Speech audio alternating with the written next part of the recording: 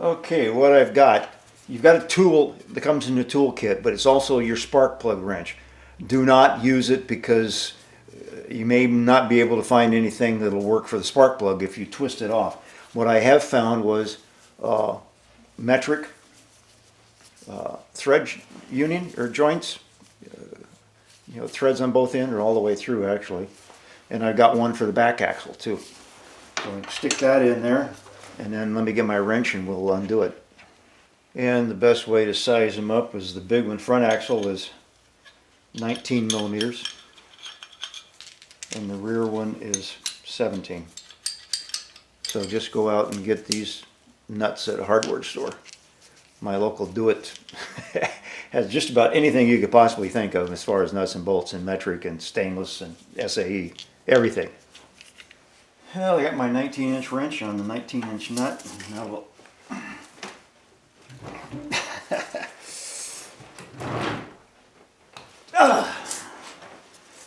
I torqued that one on good. Okay.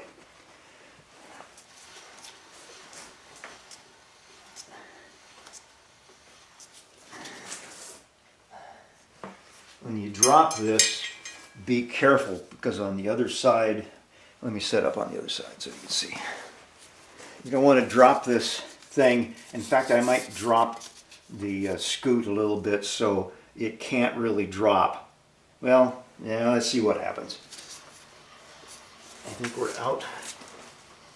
We're out of thread now. Okay, but you got to be careful. You got to be supporting the wheel somewhat to when it comes out that you don't mess up the speed sensor. Okay, there we go. And you pull this little guy out. And I'll just leave that right there. Let me get, we want to clean out inside. This is what usually wears away.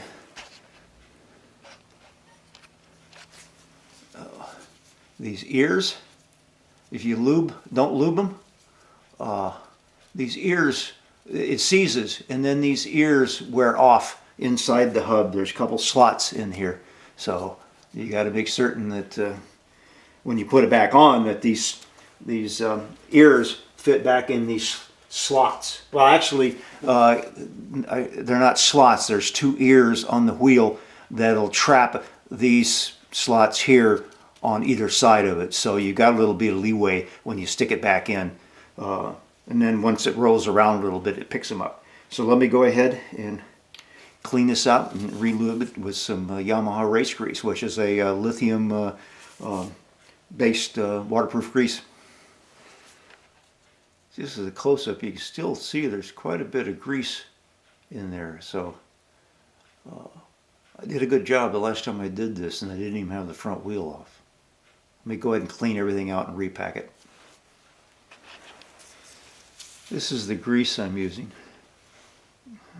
Yamaha race grease. This is a red lithium based grease. And I'll get a little dab on here, and that's more than I need.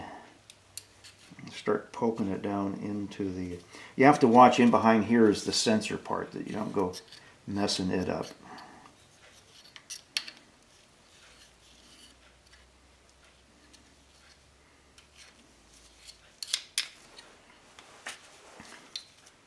And stick in this little guy, spin it around.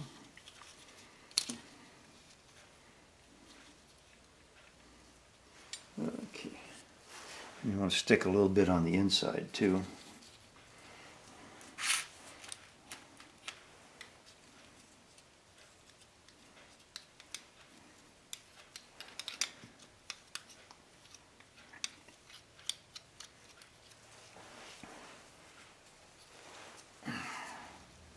You really can't tell much, but there's a seal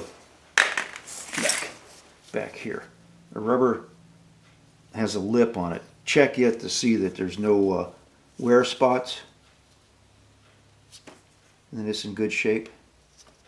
And it seems to be. I just gave it a little lube of silicone.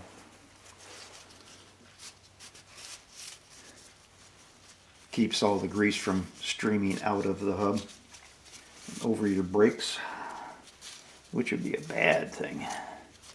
That's why you want to use a tacky grease on the inside of the hub itself. So that's all lubed up and we can put it back together again. And clean out the wheels and there we go. Okay. Just kind of twist the inside so it fits in smooth here with the wheel. There we go. Okay. Now I can.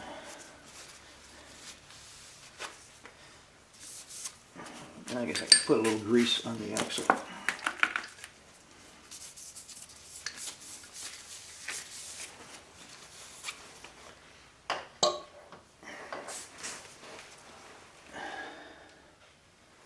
Okay.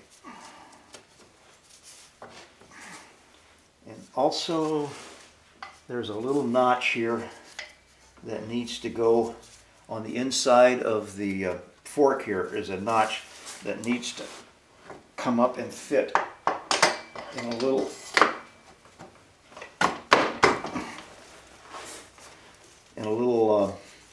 on the outside of the speed sensor is like a gap, and then it fits into a projection on the inside of the shaft here to make it clear. Otherwise, it's just going to spin around. Okay. Go ahead and tighten this back down. We'll come back. I was wrong on that torque setting. It's 52 pounds, foot-pounds. There we go. And then this one is 14. So let me get my smaller one out. I wanted to put some anti-seize on that before I stuck it back in.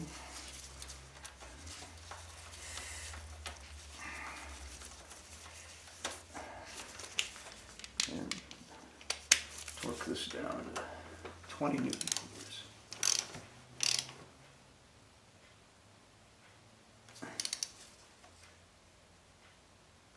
Let me back that off.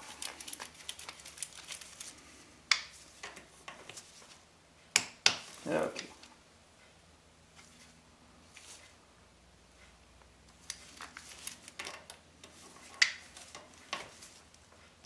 There.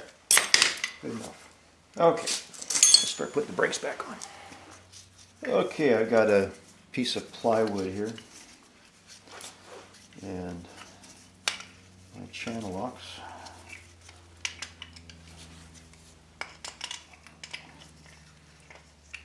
Get in there. It's a little thicker on that side. Okay.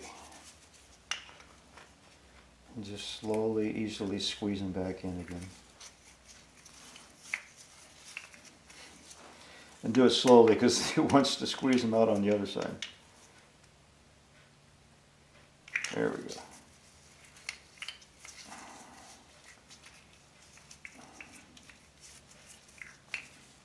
Like I said, they were coming out on the other side too. Okay.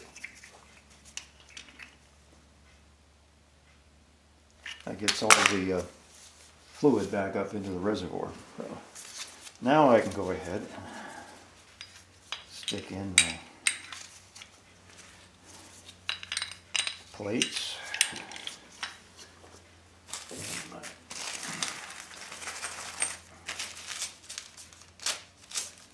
And you can see that extra hole. I already got one clip in there.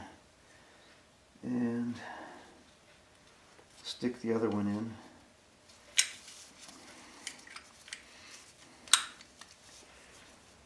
The really sharp ones out there will saw that I didn't put the clip on. So it's easy, you know. It's easy actually to change the brakes without having to do anything. If these little clips the little slide-in clips are pointing out, but then you can, I did it to myself when I was drifting them in because I watched too many other videos where other bikes have tapered pins, and this one doesn't. It has those two little clips in there.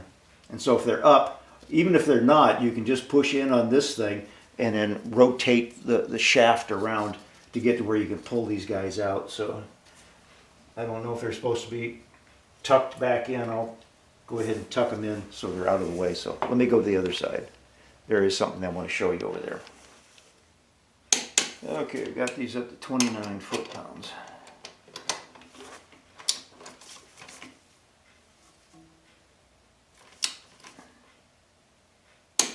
There we go. Let's go do the other side. Well, you don't really need to. It's the same as this side. It's a little bit of a wrestling match sometime to make sure you got both sides, the pad sides facing the rotor, and these guys just slide right in.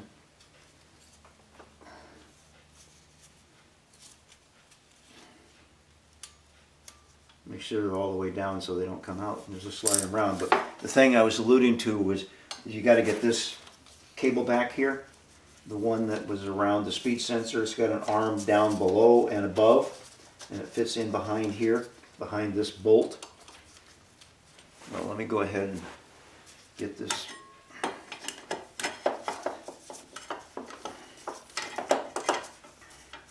up in here.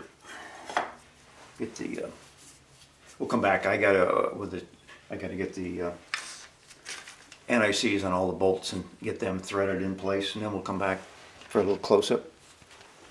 And then up here, it's got, you can see the two different sizes that need to go over the. Get them down in here. Slide them up. And they go around the slip-on fittings that got the ears on it, keep them from sliding around. And there they both come up here. Oh, I got it upside down. There's an angle on the end that needs to fit in this groove right here. Okay. And the other one goes in behind.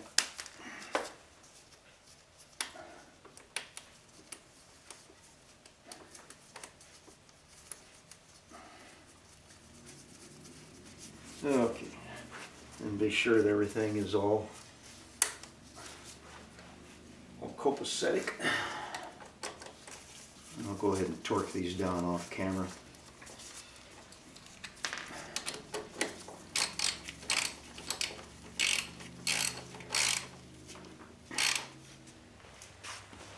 Well, I got that front fender back on. There's no use in leaving it off. It looks nice having it back without there, but the radiator up there down close and low, get too much trash in there. So I stuck it back on. So I guess if I want a naked bike, I'll have to get me my Moto Guzzi.